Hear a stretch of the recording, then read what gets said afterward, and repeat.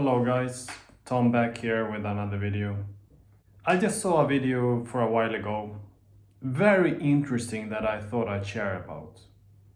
We are living in an age now where we cannot really predict somewhat at all what's going to happen, like next month, a year from now, in relation to what we are doing professionally. Think about it. We grow up so much imagining, by now I should live like this, by now I should have this lifestyle, or by now I should be doing this and that. Just like the parents, neighbors, friends, relatives, we have so much external constructions, in a way, social constructions, like this is what's expected from me.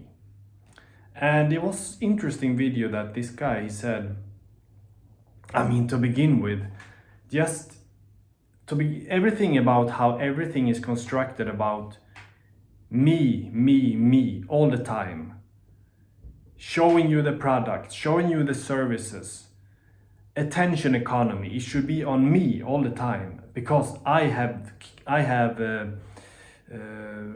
monetized this lifestyle, or I have come up with this solution. Everything is commodified. Everything turns commodified right now. Influencers showing off a constructed life of like how great and how perfect everything is, and where there is some little crap product, it's a lot of garbage out there that once you got the attention, people buy from you because they like who you are, even if you have not accomplished a jack shit, even if you have no idea how, I don't know, basic things about math or geography or social culture. And I understand it. That's the economy, and it actually leads into what I want to talk about here. Like, previous generations, they could somehow get in. So first, also not to forget that they could screw up a lot, and they could just then later go down having a job and build a career by working in a post office or some kind of random factory, and just purchase a home, down payment in a year or something, and then start their lives. And what I'm trying to say is that the previous generations, of course, they didn't know how the next month or the next year was gonna look like, but they know that, okay, I'm in this field now, I'm working with this, I'm having this contract, and I kind of can foresee the future. I can kind of have an idea of the evolution, where it's going. Like, being in your 20s now, being in your 30s or 40s, it doesn't really matter what age you're in. We are in a complete different economy now. We have no idea what might happen next month. Just look at the geopolitical situation. Look about another crisis might happen, I'm not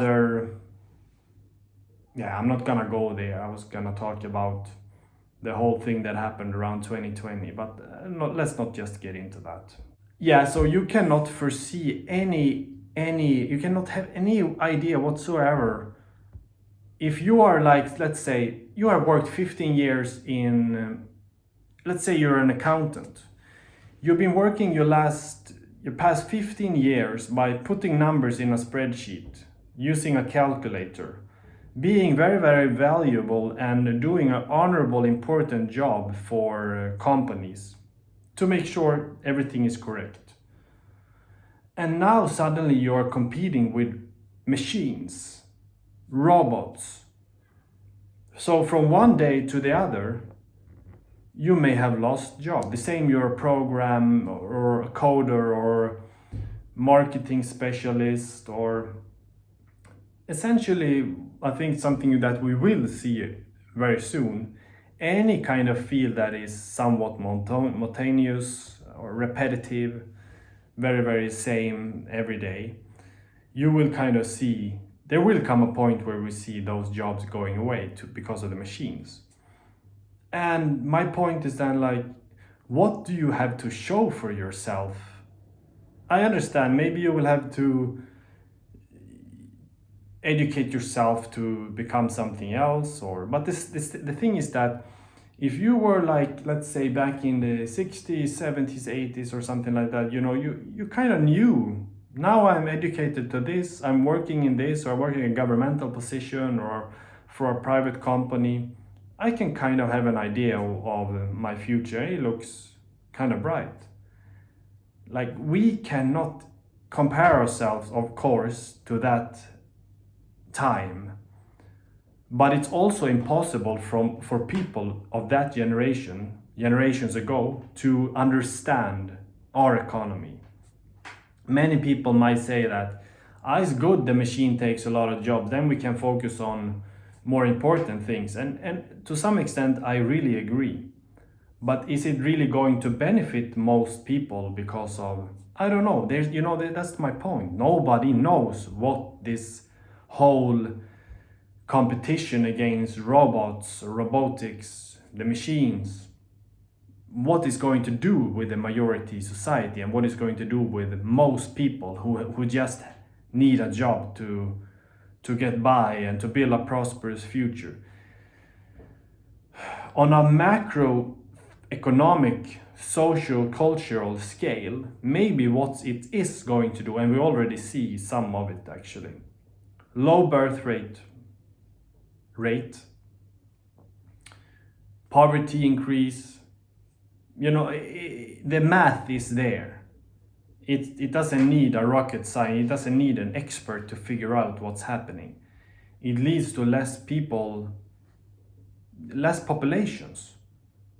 And on a sociological macro perspective, you have initiatives by large tech companies, or sometime, for example, in China, the Great Famine, or let's say the Soviet Union, if you have labor camps, large political initiatives, incentives, policies, or whether they are private initiatives, lobbyism, or corporations behind these initiatives. Of course, it has a structural change in reproduction, survival, poverty, socioeconomical life standards. It has implications that cause sometimes mass extinction. It's for me, it's very obvious that. So when I hear older generations just say, like, it's good, the machines, then we can focus on more important things, and it's so brainless to say something like that. Just think about what I just said. Just think what I just mentioned for a moment. If you are a little bit older, try to use your brain, whatever brain cells you do have left. Because if you think about it, competing now, you had your past, like, for example, 15 years, 10 years working honorable job, and then in the span of 1, 2, 3, 5 years, you're now competing with a machine. Like, think about that individual perspective, but you put it in relation to a macro level perspective, where millions of jobs is affected and millions of people is affected. Like, can you understand what I'm talking about then?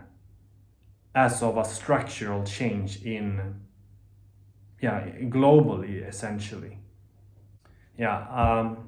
I think the point should get through there.